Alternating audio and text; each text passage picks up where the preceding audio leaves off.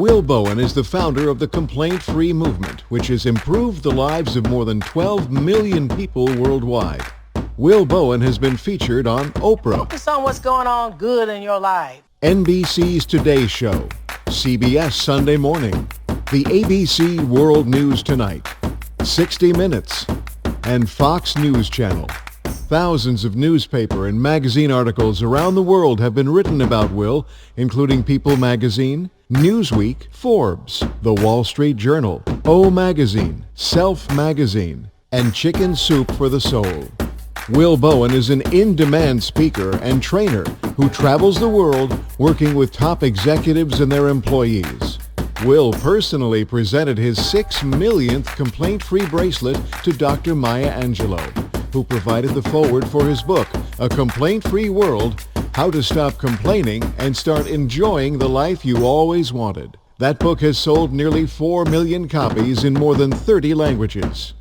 Will Bowen is the author of 5 books, a #1 international best-selling author, a multi-#1 Amazon best-selling author, an award-winning speaker, the 2016 Purdue University Executive in Residence, and Will Bowen is the world authority on complaining, what causes it, why we do it, and how to get ourselves and others to stop.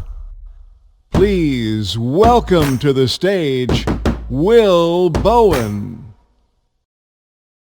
Hi everyone at Retail Management Solutions. It's an honor to be part of your Climb event. I love the theme, climb, care, lead, innovate, motivate, balance. Great words for the times that we're going through. And I know that this pandemic has hit you all hard because first of all, you're on the front lines of everything. I mean, literally trying to dispense things, trying to help people stay healthy, trying to keep accurate information in front of people. But you were busy before the pandemic, and now all of a sudden you're so much busier. And I just want to honor you and to celebrate you and all that you're going through. And all of the changes that are happening in your industry, and Amazon talking about getting into the prescription business, and all these changes and all of these things. It's been tough times, but I do believe you're going to climb your way to the top through it, through caring, leading, innovating, motivating, and balancing. And I'm honored to be here with you, to be in some way a small part of making that happen for you. Now, I'm going to go out on a limb and guess that when you saw my introduction, you laughed when you saw that I was the world authority on complaining. It's okay. Don't worry. Everybody does. I never set out to be the world authority on complaining. I wanted to play the drums for Kiss. It just didn't quite work out my way. I tried to figure out how this became as big as it has become. And let me give you a little history of how this all started. In 2006, I was the minister of a small church in Kansas City, Missouri, and I was doing a talk on prosperity. And it occurred to me, now this was pre-pandemic, pre-housing crisis, everything, that at that time, we were living in the healthiest, wealthiest time in human history. And yet, people complained incessantly about everything. Do you know the average person complains 15 to 30 times every single day, and they have no awareness they're doing it? Complaining is like bad breath. You notice it when it comes out of somebody else's mouth, but not so much when it comes out of your own. So I was doing this series on prosperity. And when you ask people about, do you want to be prosperous? Ask yourself, do you want to be prosperous? Of course you want to be more prosperous. You're at this conference. That's part of the motivation for doing it, is to become more prosperous, to figure out more ways to become more prosperous. And when you ask people, what is prosperity? Most people say, more. I want more. Give me more. More money, more time, more resources, more opportunities, more and more and more. And Wayne Dyer put it so well when he said, if you're unhappy with what you have, why in the world would you want more? So my idea was to try, before I taught people spiritual practices to attract prosperity, I wanted to teach them how to appreciate what they have. You know, the opposite of complaining is gratitude. It's gratitude. So I wanted to make them aware of how often they complained, so the gratitude would automatically be ramped up, because the less they complained, the more grateful they would become. Now, have you heard of this idea? I know you have, everybody has. That if you do something for 21 consecutive days, it'll become a habit. Yeah, I had heard that too. So my idea was to inspire my congregation to try and go 21 days in a row without complaining. I know it sounds crazy. It probably was. But then it occurred to me, how would you know what day you're on? If your goal is to go 21 consecutive days without complaining, how would you know what day you're on? Nobody's going to make it immediately, right? And back then, everyone was wearing those yellow bracelets. Remember back in 2006, everybody was wearing these yellow bracelets? Do you remember what they're for? Live Strong, that's right, Lance Armstrong's nonprofit. And it occurred to me that if you had something like that, you put it on your wrist, and every time you catch yourself complaining, no, you don't snap it. You don't do violence to yourself to try and improve yourself. This is a mindfulness tool. This is not a cause bracelet. You take it off your wrist, you move it to the other wrist, and you start over again on this side, back on day one. You're on day 1, day 2, day 13, whatever, you switch it, you're back on day 1. Your goal is to go 21 days in a row without switching the bracelet. And I know that sounds crazy, but we have had literally thousands of people all over the world who have stayed with this and done it, and it's so inspiring. Well, that weekend, we handed out 250 of these bracelets. That's how many people we had come to church over the weekend. And within a week, people had taken up all the excess supply. We bought 500, we gave away 250 within days, actually. People wanted them for their Girl Scout group, their fourth grade class, their chiropractic office, their car dealership, their realty company. People wanted everyone to take this 21-day complaint-free challenge, to put the bracelet on your wrist and switch it, and everybody was going to do it. And within 30 days, we had requests for 9,000 bracelets. And this was pre-Twitter, pre-Facebook, pre-smartphones, no social media, no nothing. This was simply one person telling another person. The idea literally exploded underneath our feet. I didn't create this. I'm not that smart. This created me. And I'm very, very fortunate to have this opportunity to share what I have learned studying complaining and complainers over the last 15 years. One thing I want to get very clear with you as we're getting started, and that is that I am not here to tell you to shut up and suck up whatever the world sends your way. I'm here to try and teach you healthy communication skills. More importantly, you deal with complaints and complainers more than anybody, especially nowadays.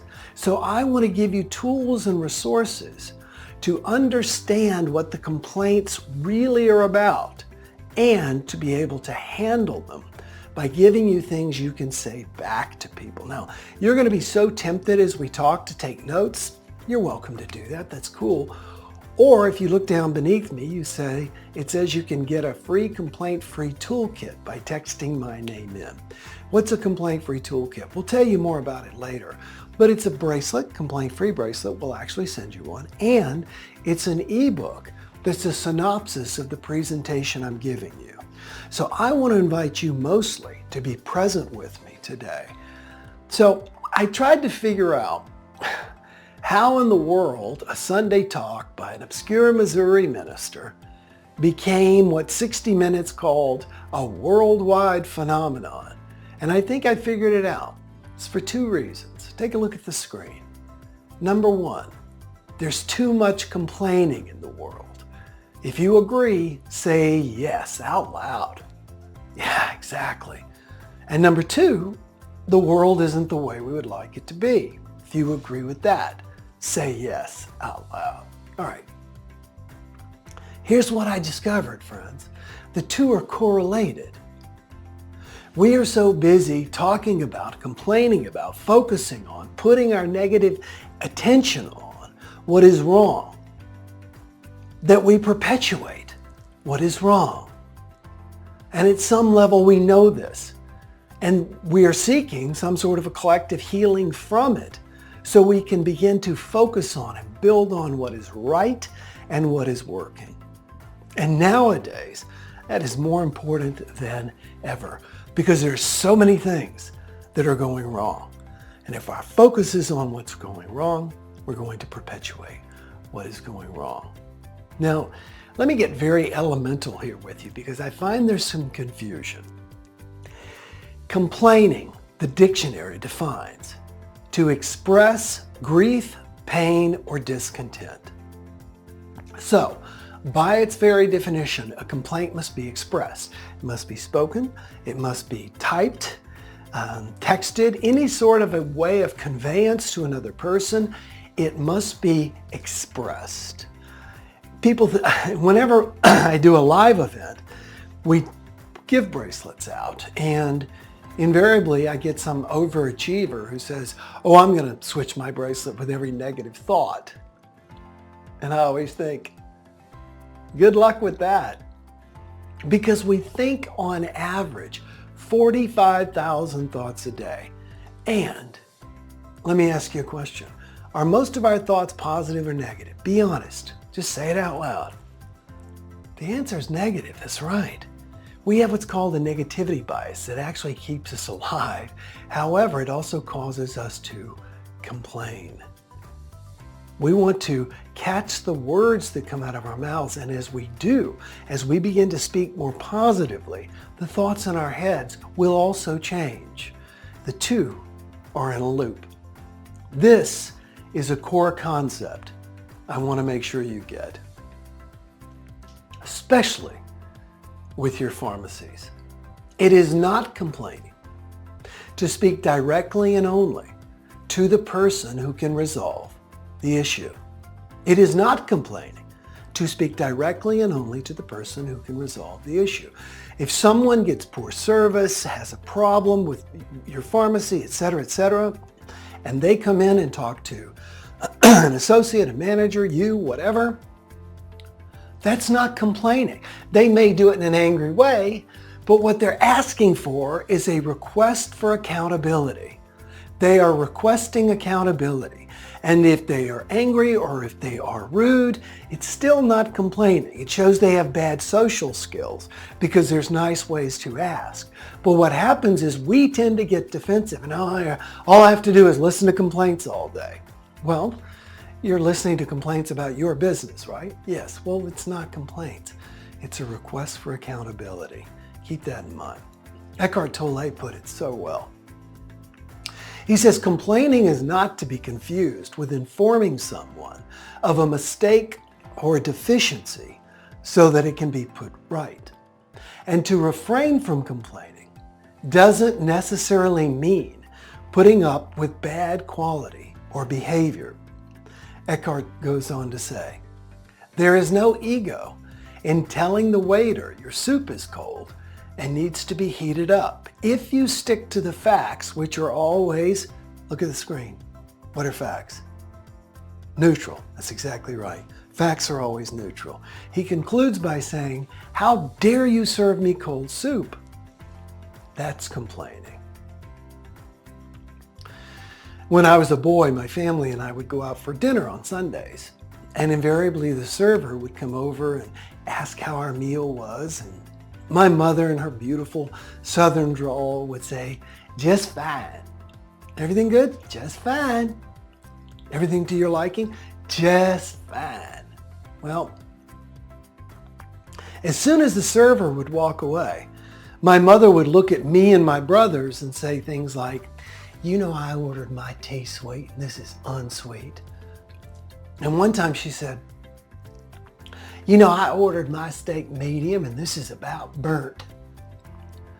And my little brother couldn't have been more than 7. And he looked at her and said, Mama, do you see a waiter outfit on me? Who should my mother have been talking to? The server. So my question for you is, who should you be talking to instead of whomever you're complaining to? Before the pandemic, I went to speak in Denver, Colorado, and the driver who took me to the hotel said, you're staying in the nicest hotel in Denver. And he was right, it's beautiful. I lay down to go to sleep that night about 10 o'clock, and I hear this noise on the other side of the bedroom wall, the hotel room wall. And the noise is going, squeak, squeak, squeak, squeak, squeak, squeak.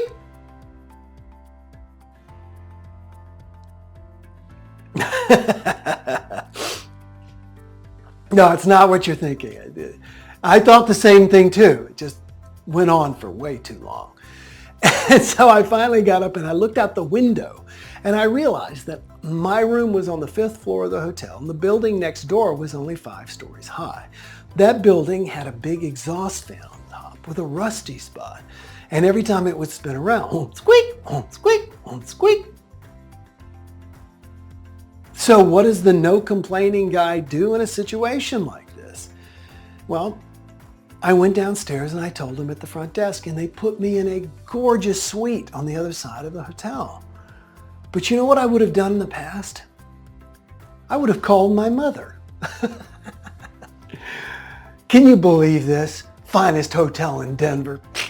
I'll show them. I'll stay in the room. That's what we do.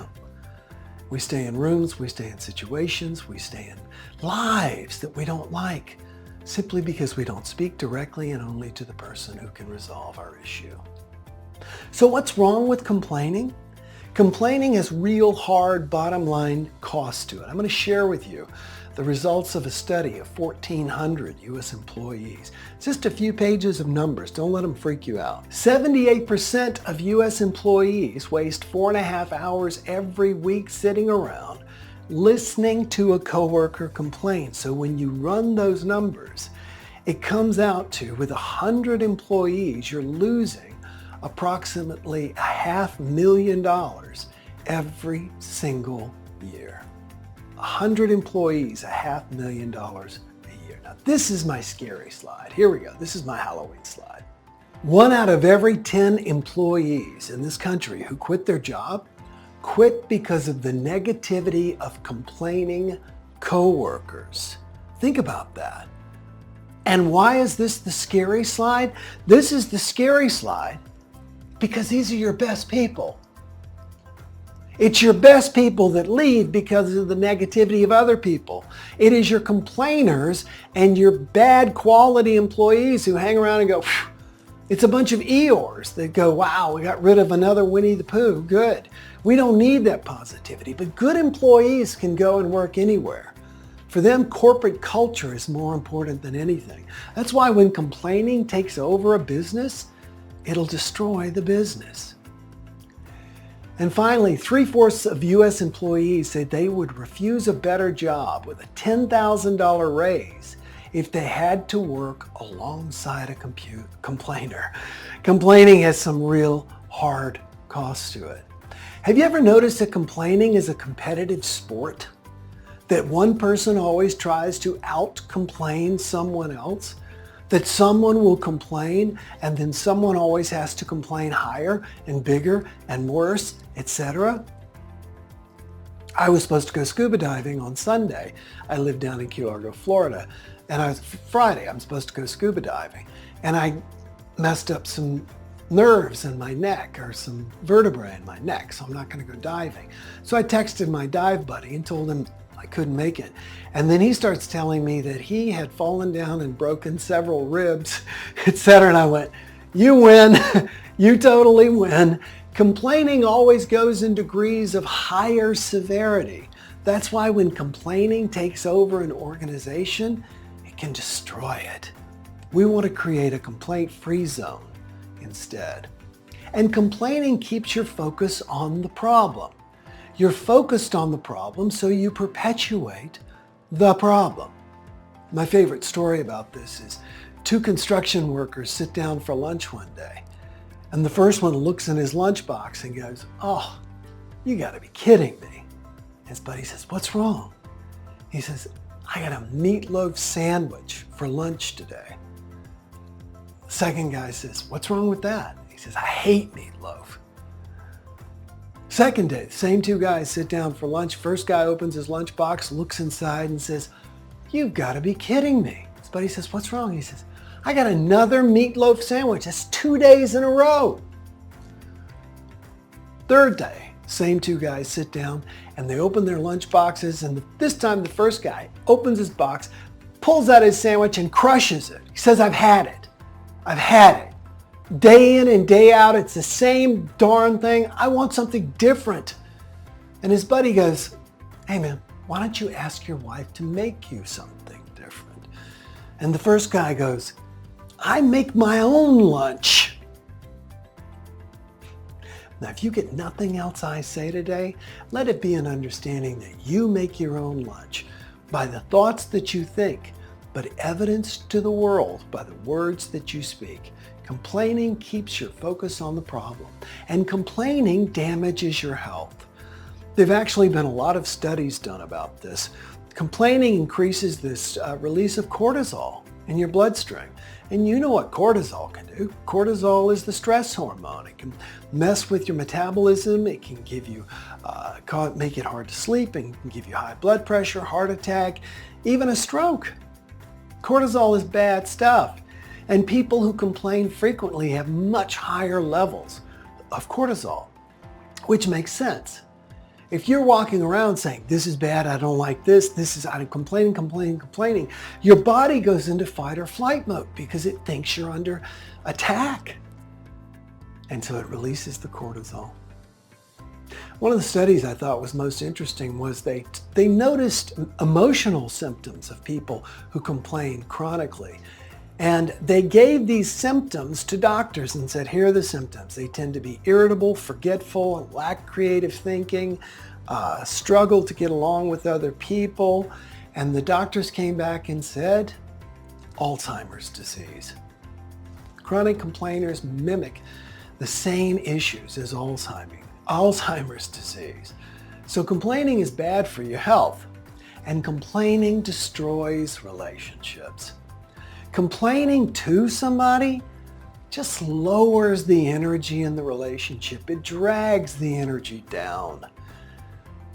Many people have told me that, they come home from work and it seems like their spouse thinks their ears are dumpsters, just that they can and then this happened and then that happened and this happened. And both men and women do this. I remember when I was, my daughter was little. She was like 5 or 6. And we were sitting at the dinner table, just about to eat. And she said, "How was your terrible day today, Daddy?" I had so gotten used to just telling my family everything that was wrong at the end of the day, instead of sharing the good things. Because, if you haven't recognized it already, every day of your life, something's going to go wrong. Something. And if that's what you focus on, you're going to bear the results of that. But every day of your life, something good's going to happen. And if we focus on what is good, we perpetuate more of what is good. So, complaining costs money, is a competitive sport, keeps your focus on the problem, damages health, destroys relationships. Why do we do it? This is what I was hired to come and teach you. I'm about to share with you 5 things that are going to change your life. I mean that sincerely if you play with me as we do this, because you deal with complaints and complainers. I want to teach you how to work with complainers and stop dealing with complaints. People only complain for 5 reasons. I'm going to teach you those 5 reasons, and I'm going to teach you 5 things to say in response. Now, for you to really learn them during our brief time together, wherever you are, when I ask you to, we're going to do a little call and response, like we're in church, okay? I'm going to ask you to say something out loud. Why? Because wherever you are, if you say it out loud, you'll be far more likely to remember it long term, okay? So you're going to play? Good. Here we go. People complain for only 5 reasons, as remembered by the acronym GRIPE. People complain to G, say it out loud. What does the G in gripe stand for? Look at the screen. That's right, get attention. Hey, notice me. Please notice me. People want to be noticed. I was speaking to the human resource professionals in Toronto, Canada a few years back, and it was a really big event. And so rather than have me bring books in to sell, they got the local Chapters bookstore, which is like the Canadian version of Barnes & Noble back when Barnes & Noble was everywhere. And they invited them to come in and set up a bookstore for me with my 5 books that I've written. And right before I was about to go on stage, I'm talking to the manager of the bookstore, and I said, "How's your store do?" He says, "We're the #1 chapter store in all of Canada." And I said, "Really? And you want to take this in mind, being a retail pharmacy, all right?" I said, "Really? Are you in a great location?" "No, we're in a bad location." "You in a wealthy area of town?" "No." "Easy to find your store?" "Hard to find my store." "How do you do it?" I asked. He said, "I have a rule that if a customer comes into my store, any associate who comes within 10 feet of that customer must stop what they're doing, look the customer in the eye and say, 'Hi.'" No, your screen's not frozen. I just wanted to show you that I stared at him like you're staring at me. And I said, and he goes, "There is no and." He said, "If you're in my store for 20 minutes, you'll be greeted on average 16 times. I look at the closed circuit camera just to see. I said, 16 times? Doesn't that make people feel like you're trying to sell them something? He said, "We are trying to sell them something. We're a bookstore. We're trying to help people purchase, and we're giving them the #1 thing people need, which is the G in gripe." Tell me again what it is. Get attention, that's right. So here's what you want to say when you've got someone complaining just to get attention. You want to ask them, what's going well with whatever. If they're complaining about the store, you would say, "What do you like about our store? What brings you to our store?" Etc., etc. You want to practice a little bit of verbal jujitsu on people. My uncle owned a hardware store, and there was one guy that everybody always went to. They skipped all the other clerks to talk to this guy, because what he did was he preset these people to be in a good mood. Willie never said, his name was Willie. Willie never said, "Hey, how's it going? What'd you come in for?" or anything like that. Willie always said, "What's the good word? What's the good word?" And it put people in a good mood. So remember, people complain to G. What's the G stand for before I change the slide? Get attention, that's right. Now tell me, what does the R stand for? Yes, the R stands for remove responsibility. People complain simply to be removed of responsibility. You've seen this. You give somebody a task, they don't want to look you in the eye and tell you they're not going to do it. So what they do instead is they complain about all the circumstances surrounding the task so that you will let them off the hook. They simply want to be let off the hook.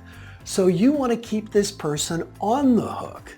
You want to make sure that they stay on the hook, that they are responsible for what it is you ask. Because what they're going to do is they're going to tell you an excuse, a rational. I like to say people rationalize. They tell you rational lies until you stop making them do what it is they don't want to do. So they'll say, well, I'd like to do it, but this. And then you have to deal with that. And then what else they got? More? Right, of course. Something else, something else, something else. And eventually you just let the person off the hook. Well, here's what you want to say. Look at the screen. If it were possible, how might you do it? If it were possible, how might you do it? This puts the person into a possibility mindset. And it also reminds them, if it were possible, how might you do it? Not me, you. How might you do it? So before I change the screen, tell me, the G in gripe stands for get attention, that's right. The R in gripe stands for remove responsibility, yes. And the I in gripe stands for inspire envy. People complain because in our culture, it is considered rude to brag. In every culture, it's considered rude to brag. But people can complain about their good fortune or complain to get a positive, make them look better compared to somebody else as a way of inspiring envy, bragging. Let's say, for example, you decide to hold a store-wide meeting at 8 o'clock in the morning and everybody's there. And then Tom, one of your employees, says, you know, we could start this meeting, but Julie's not here as usual. Everybody, Is Tom trying to tell you that Julie is not there? No. Tom is trying to tell you that he is there. Tom wants you to acknowledge his presence being there. So what you want to do is what I call, look at the screen, compliment the opposite. That's right.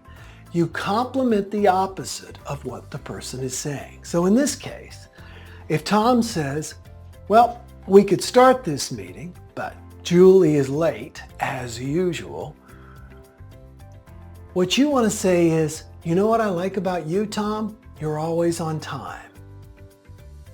That silences the person. It gets them from doing it over and over again. Compliment the opposite of whatever they're complaining about, and they will stop complaining. Does that make sense? Good.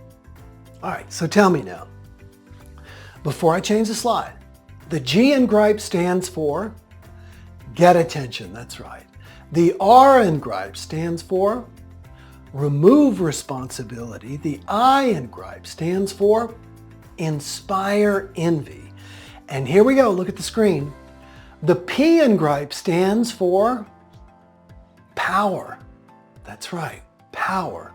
People complain to have power over other people. You know, the source of all politics is complaining.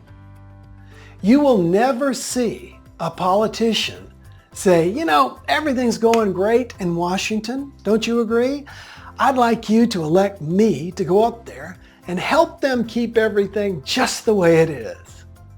No, they got to have a big thing to complain about. And they've got to say, you know, I'm the only one that can fix it. They're skunks, they're scallywags, they got to go, and I'm the solution. So elect me. It's always about power. When I was a kid, I was the middle of 3 boys.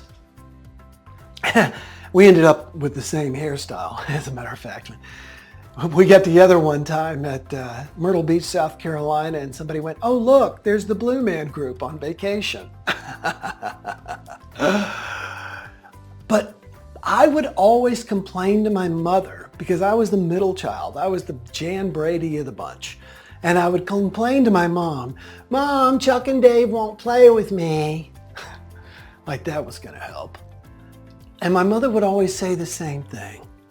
I love you all, but I'm Switzerland. What does that mean, Switzerland? We had the World Book. We didn't have Google, but we had a World Book when I was a kid, so I looked it up. Switzerland, a neutral country. And that's what you want to do, especially at work. This is how this tends to show up. You got one person sniping about another person, and they're trying to build an alliance, right? Now, unless this is a major HR thing or something like this, this is your solution. Look what's on the screen. It sounds like the two of you have a lot to talk about. Sounds like the two of who? The two of you. That's exactly right. Which means not me. Sounds like the two of you have a lot to talk about. And if you'd like, I'll arrange a meeting. The thing that tends to happen is we step in. Well, let me try, and all of a sudden you become a counselor between people. That's not your role. Yogi Berra, the great baseball manager, said, getting great players is easy. Getting them to play together, well, that's the hard part. And that's your job. And one of the things you can do, the most important thing is, don't take on their issues and don't become a power broker with your power being sold for the price of a complaint. Sounds to me like the two of you have a lot to talk about. So before I change the slide, we're down to the very last one. The G in gripe stands for get attention. That's right. The R in gripe stands for remove responsibility. Yes, the I in gripe stands for inspire envy, which is another way of saying brag. The P in gripe stands for power. And the E, everybody look at the screen if you would, stands for excuse poor performance. Excuse poor performance. Now, the interesting thing is that the E, excuse poor performance, is the past tense of the R, remove responsibility. Here's what I mean. In remove responsibility, you give somebody a task that they don't want to do it, they don't do a good job, and then as a result, they don't want to do it, and so they complain to be let off the hook so that you won't make them actually do the task. Well, in excuse poor performance, they've done the task, but they haven't done a very good job. And they're not going to look you in the face and say, this was totally my fault. I botched this. Oh, no. They're going to complain about, Mars was in retrograde and it was raining this morning and they didn't have their regular breakfast. Whatever they can tell you to try and get you to let them off the hook.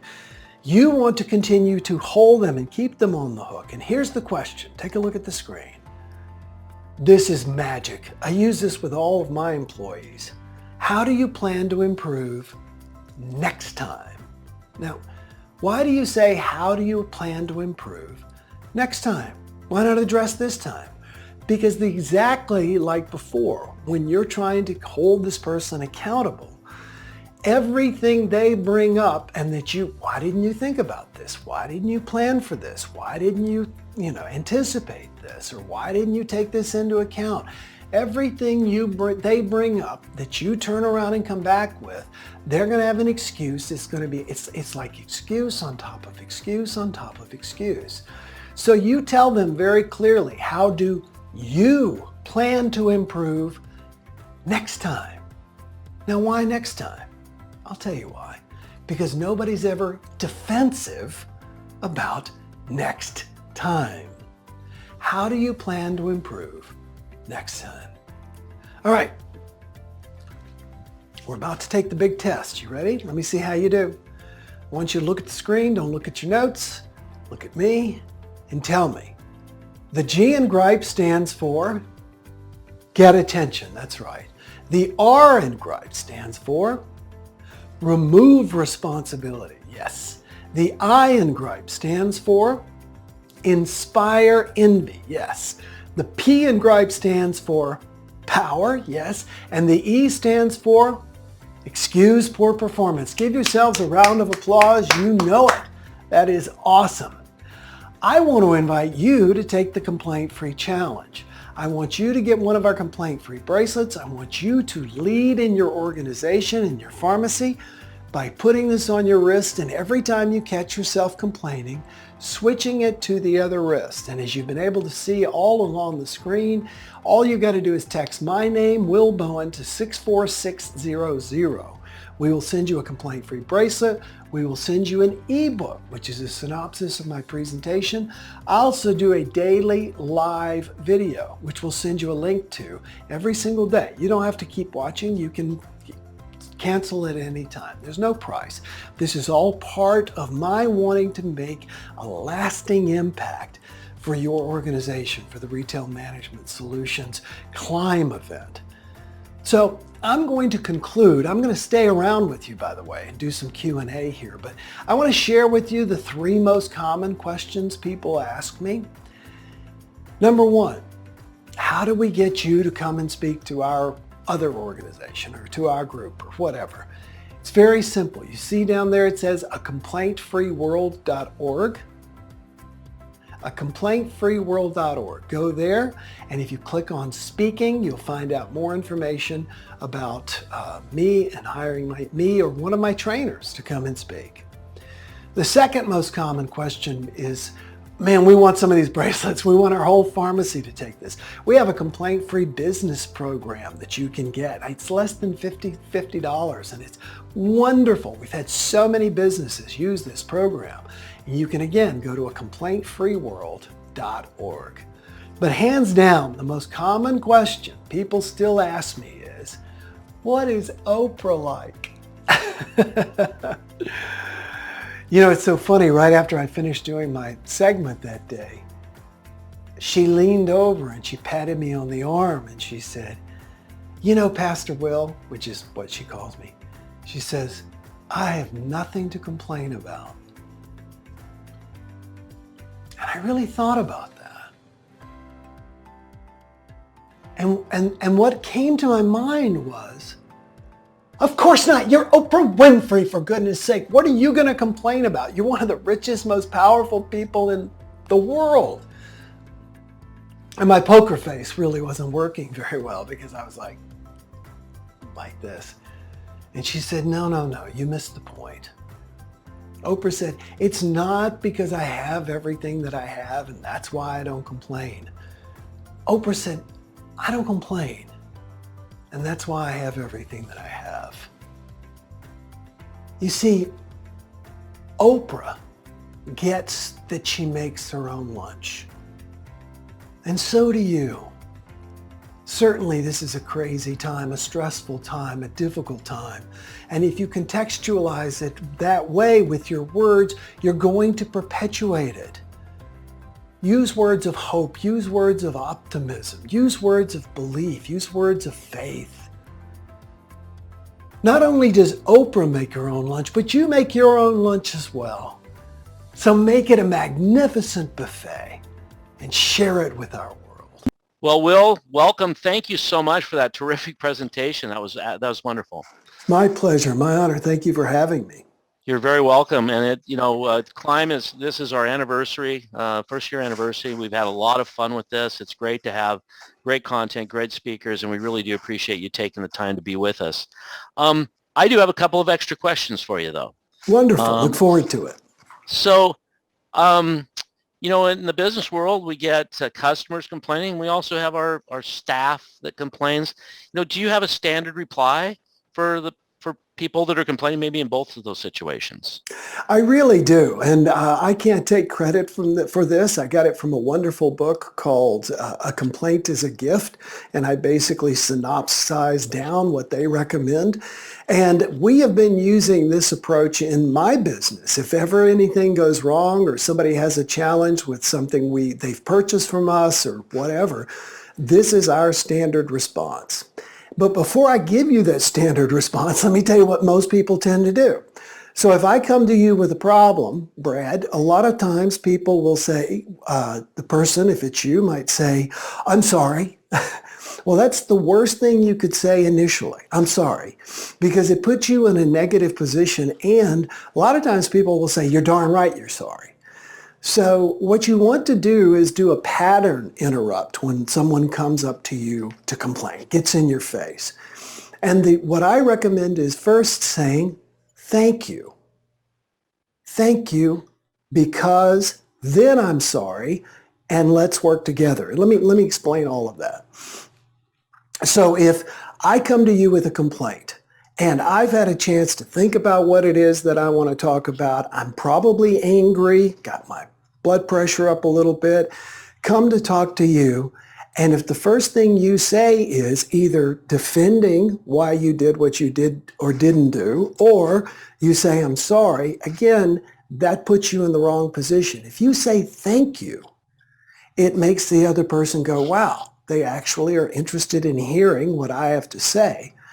And then you don't want to leave it there, though, because if you just say thank you, it can sound patronizing. So you want to say thank you, because, and then give a legitimate reason. Because I want to make sure my customers are happy. Because I want to make sure that things are good in your world. Thank you because. And then we want to say, I'm sorry. So for example, we send out millions of these complaint-free bracelets every year, a lot of them to foreign countries. And sometimes they get lost in customs. They just simply get lost. So when someone reaches back out to us, we always say, thank you for letting us know that you did not receive your complaint-free bracelet, because it's important to us that everyone get what they purchased. Then we say, I'm sorry that you didn't receive your package. And the last part is called, let's work together. And that's where you say something along the lines of, we're going to send you another one. Will you let us know when you receive it? Or will you let us know when you don't receive it? The whole idea is to get the person collaborating with you at the end of the resolution. That's terrific, and I could have used this advice yesterday. I I messed up a complaint myself. It was one of those days where I was not in a good mood. Something had happened just before I took this call, and I really messed it up.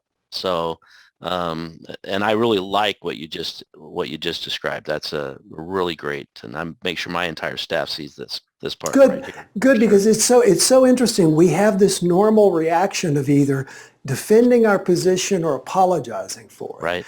And instead, we just want to say thank you. Thank you, because I'm sorry, let's work together. Well, and that's that collaboration piece, which is eventually where we got to yesterday, by the way. But that collaboration piece is really the key in the end. I mean, that brings you back both together, working together instead of against each other. So that's a terrific. I really like that take. Well, let's change pace just a little bit. I think these are a little bit fun questions. So and I'm sure the answer to this depends on whether you're a man or a woman, but is sort of what we believe would be the answer. Who complains more, men or women? People love to ask me that. It's usually men. It's usually men who have a woman standing beside them. Like, so, who complains more, men or women? I actually did a lot of research into this, and there have been studies to see who complains more, men or women, because women have always been stereotyped as complaining more than men. There's this idea of the nagging wife. And a number of studies found that men complain more, and an equal number of studies found that women complain more. But my favorite study, and this is the one I go with, is that men and women complain exactly the same. It's just that men hear women complaining when they're not. Men actually in their heads hear a woman giving sometimes feedback or whatever as complaining, when actually it's neutral. That's pretty funny. And I guess I'd have to say not surprising. Yeah. So this question came in, how do I get my teenager to stop complaining? Well, this is a bit of cold water in your face, I'm afraid, because what I have found is that, like if I'm doing a speech at a public event, invariably some parent is going to drag their kid over and go, would you please help me get my kid to stop complaining? All they ever do is complain. And I'm sitting here going, wonder where the kid learned it from. Couple of things. Number one, when you take the complaint-free challenge, you yourself, the parent, when you take the complaint-free challenge, you let your child know that you're wanting to create an environment of less negativity. And so they'll probably test you a bit, but overall, they will begin to align themselves with that. The more interesting thing I find is that for years I spoke to a lot of schools and things like that, and we would bring complaint-free bracelets and encourage them to take the challenge. And I started getting feedback from the teachers, principals, superintendents, and teenagers actually will stay with and complete the complaint-free challenge longer and faster than adults. And I think it's because teenagers take it as a game, because the idea is every time you catch yourself complaining, take the bracelet off one wrist, move it to the other wrist, keep doing that till you don't switch it for 21 days. Well, a teenager goes, I caught myself complaining. I better move the bracelet. It's a game. Everything's cool, right? Whereas most adults are like, don't complain. I got to move the bracelet. And chill. So I would encourage this person to actually take the complaint-free challenge themselves, get a complaint-free bracelet for their teenager, and see how they do. But the most important thing is don't be a bracelet cop. Your job is not to be a bracelet cop. Your job is not to point out to them when they complain. It's to let them become aware of it through the process. Yeah, that makes a lot of sense. And, I think that's makes a lot of sense for all of us. You have to, it has to be you being aware of it, not other people pointing it out to you. I mean, because you have to have that skin in the game. You have to be paying attention. So that's how change happens. Yes. Well, listen, Will, I really appreciate, again, your time today. And I know we're out of time, but thank you so much. And we hope to have you back in the future. I'd love that. Best of luck with your event, and thank you all for having me. Okay. Thanks again, Will. Bye-bye. Thank you. Bye-bye.